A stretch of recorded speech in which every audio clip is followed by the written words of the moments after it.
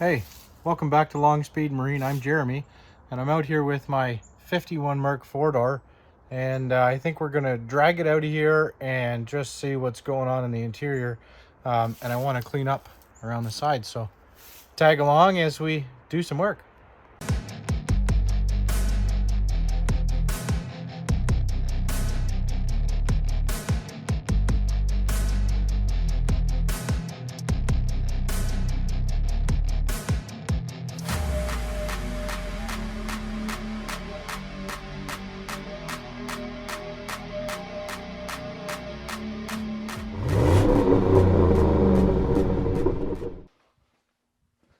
All right, so why am I messing around with another car? Well, a couple reasons. I want to get that Mercury out and underneath cover so that it stops getting rained on, whatever, because at some point, maybe I will do a project on it. Not like I need another project, but I mean, I've got the car, I've got an ownership, so it is a good, valid car. And I like when I see some of the guys cut those 4-doors into convertibles. So that's kind of the plan. Is I'm hoping that I will chop the roof off of that and turn it into a convertible, and that'd be pretty cool. It'll be a bare bones car, small block Chevy, probably 3-speed tranny, maybe 700 R4, I don't know. But that's my envision for it, of why it still kind of hangs around. It also hangs around for parts for the 2-door, but obviously there's not a whole lot of parts that will swap over other than maybe the back window, whatever, which I'm not going to use anyway. So I want to get it out of there because it keeps attracting critters and whatnot. So I want to try to get it underneath the cover, and well, actually I'm going to pull it all the way out, rip most of the interior out because I've got a load of scrap to go, so that'll go with the rest of the scrap, and just basically strip the car out so it stops attracting all kinds of critters and bugs and stuff like that. And because the seats in that, I mean, they're full of bees and whatever, wasp nests, if you saw some of my other videos on that. So I'll probably just trash all that, and I'll find some other seats out of something or other, go to the scrapyard and find some better seats for it. So that's the plan on that. The other reason is I have, if you see behind me, I had an opportunity to get a good deal on some racking. So a local speed shop, family-owned, family-run speed shop that I used to work at called Performance Improvements. I worked there many years ago, but tons of fond memories. Anyways, the sons inherited the business, and it just got so tough with them competing with mail order out of the U.S. and everything. So they just decided to shut it down. It just wasn't, unfortunately, it wasn't worth it anymore. They were fighting too much with all that stuff. So they were selling off their racking at a really, really good deal. So I got to get some of that racking. And there it is. So part of Performance Improvements will live on in my shop, and that's kind of cool. But in doing that and setting that up, I kind of ripped apart my bench, had to pull a cabinet off, so I got all kinds of junk and stuff laying over there, and I just won't have enough time to get all that stuff sorted and put away and work on one of these two projects, because I need the benches and the tables, because what's next on either one of these is either to do the front cab mounts on this and the front mount for the rad support. And on the 2-door Mercury, the next project is to remake the motor mounts and get those set up a little bit better and get my new rad in. So I'll give you a little bit of a rundown on that rad and what I've done there. And but that's why I'm not working on those two till I can clean all that stuff up, which won't be till next weekend, unfortunately, because I will be away all week with my day job. So that's where we're at. And also, the weather is so nice. It's November up here in Ontario, Canada, and it's really nice outside. Yesterday, I think, was like 22, 23 degrees, which is, you know, it was like 70, 72 degrees Fahrenheit. Today, it's a little bit cooler. Maybe it's about 68 or something like that, but still, for November, this is insane. So we don't normally get this weather up here, so I'm going to take advantage of that and get the rest of the stuff cleaned up outside, and then I'll feel good that that car's no longer sitting in the elements. So let's get at this and show you the 2-door of what I'm doing with this radiator. So here's the new rad that I'm going to put in it. This is out of a Mustang, and unfortunately, yeah, that little corner was bent there. But this is going to work a lot better because when you put in a GM clip with a front steering box, it takes up a lot of room up front here, and is difficult. If you can see, it takes up a lot of real estate here where the normal rad would sit down in between the frame. So originally I had a S10 Corvette style radiator in here, and that's what this mount was mocked up for and made for. But I was just never really happy with how high it sat and clearance to the hood. So this rad should work out really, really well, sit down nicely. It will be offset just a little bit, but that's okay because once I paint this black and get a grill in here, I don't think you'll really notice it. And if you do, I really don't care because it's all about making me happy because it's my car. So that's what we're gonna do. And I'll just show you now dropping this down in there and what it looks like when it's down in there. Okay, so the reason for this smaller rad is if you can see my steering box here and all of this setup, I couldn't get down next to the steering box with the other rad because it was so wide in here. So this rad fits nicely down in here. I can slide it quite a ways down. Fit it next to that steering box. It is a tiny bit off-centered, but I don't care because I don't think anyone will ever notice.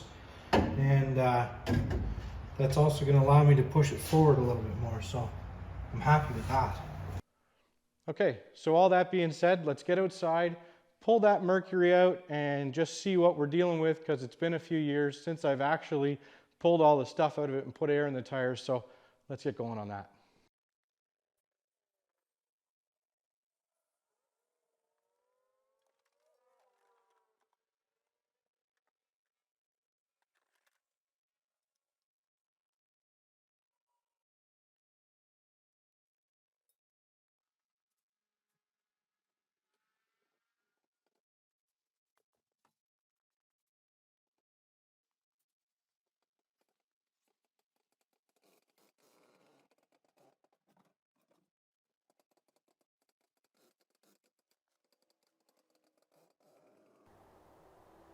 All right, so there it is out. You see it rolled pretty easily.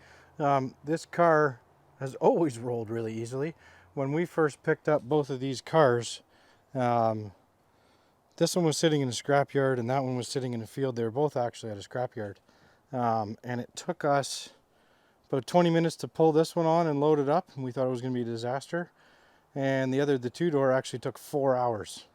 Every wheel was seized on the other one, and it was a bit of a disaster. But this one, actually, we thought was going to be difficult, and it was really easy, and you can see still rolls pretty easy. So, yeah, let's take a look around at some of this funkiness. So this side is pretty badly banged up. We've got some nice weight reduction here, all along the rockers. This door, I mean, obviously something was dragged down the side of this, and I feel like this probably happened in the scrapyard. Probably happened afterwards, but this is all original paint. There's only a little bit of Bono that was in this car. Everything else is original paint. Now this thing's been parked up since, let's see when the last plate was, and this was when they numbered the plate. 1968 was the last time that this was on the road. And I'm pretty sure it sat in scrapyard since 68, 70, somewhere around there. So this side, there's a little bit of Bondo right there. And a little bit that was in here, which is mostly all fallen out. Rockers obviously are shot. This door has a nice big crease in it here, which could pop out. And this side's actually not too badly dented up. Firewall is good. Roof is good. I think all the glass was, the windshield's good in this car anyways. So, let's start pulling some of this interior out and see what nastiness we got in there. So, there's the doors open. And I've never gotten actually right inside this thing because it's been nasty since the day I got it. One of my buddies has been in here because he grabbed the window regulators out of it for the front on both sides to try and fix them for his two-door. And he grabbed the dome light. But other than the window regulators gone and the hood, because the front clip is right there, so he's got the hood and the window regulators, but other than that, this is still a complete, and obviously, I mean, the motor's gone, but it was seized, it was locked up, the flathead and that. So other than that, it's still a complete car.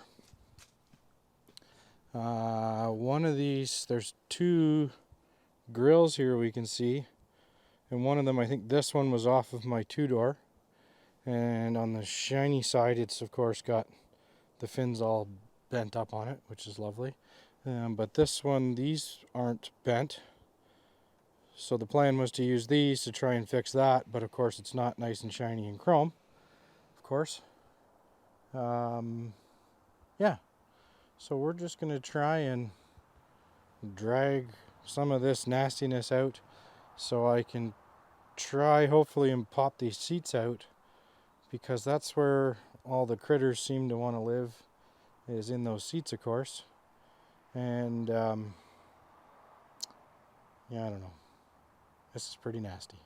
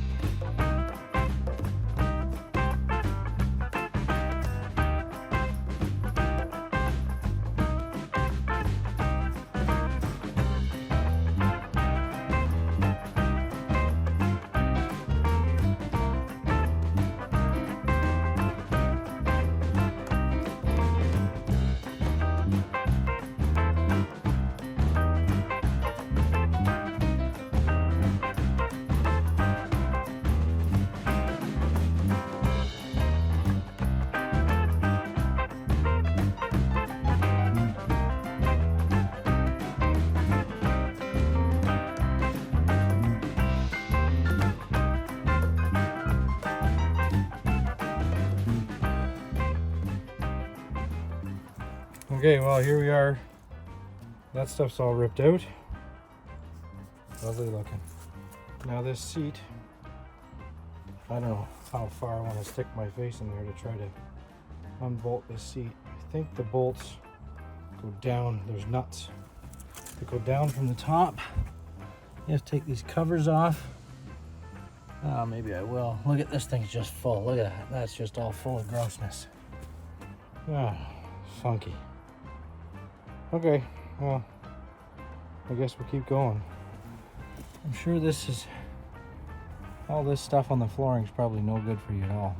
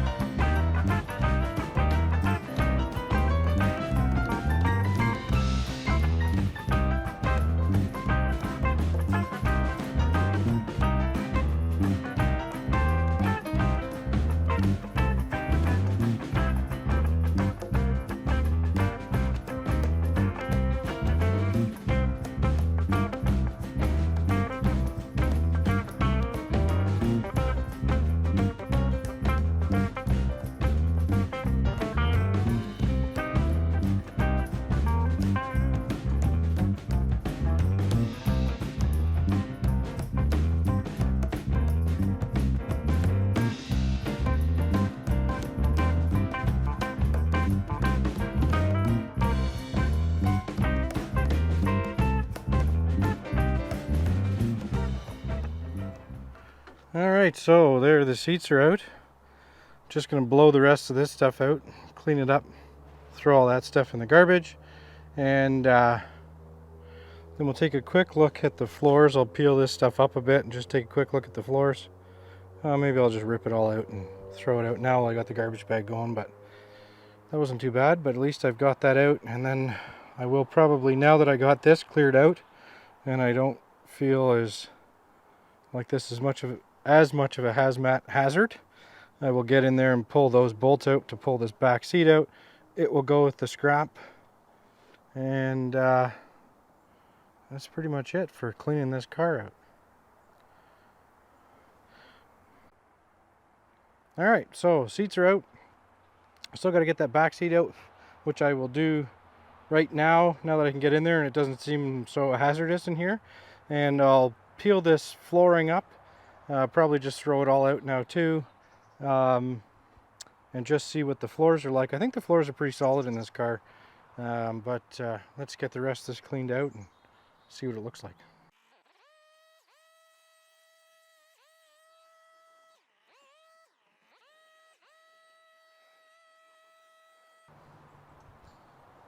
Okay, so floor's all cleaned out and expertly blown out, as you saw. Professional cleaning, of course. And I didn't feel like sticking my head in there, so that's why I cut those off. It just was so nasty in there. I mean, they can come off now. And the floor is what we thought. We got some pretty good weight reduction along the rocker here, which is pretty common, especially being that this was a Canadian car. And along the other side, I'll get you over there and show you that. Back here seems to be a little bit squishy, wet, gross. And of course back here is pretty much toast, to be expected. And of course all along the rocker, I mean, this is just completely pulled up. But that's quite common in these cars, that the rockers and those areas are bad. But can it be fixed? Absolutely. I mean, anything can be fixed with time and money, but this is, you know, not too far gone. And I wonder if someone was, that must be factory. I like the color of this car. So another spot too that's common is this area here. This collects all kinds of dirt. This is kind of a hole in this, so on my other car this was rotten out too, so I had to replace that. I think both sides are the same. The other side over there. So all normal stuff if I or someone else feels like they want to fix it.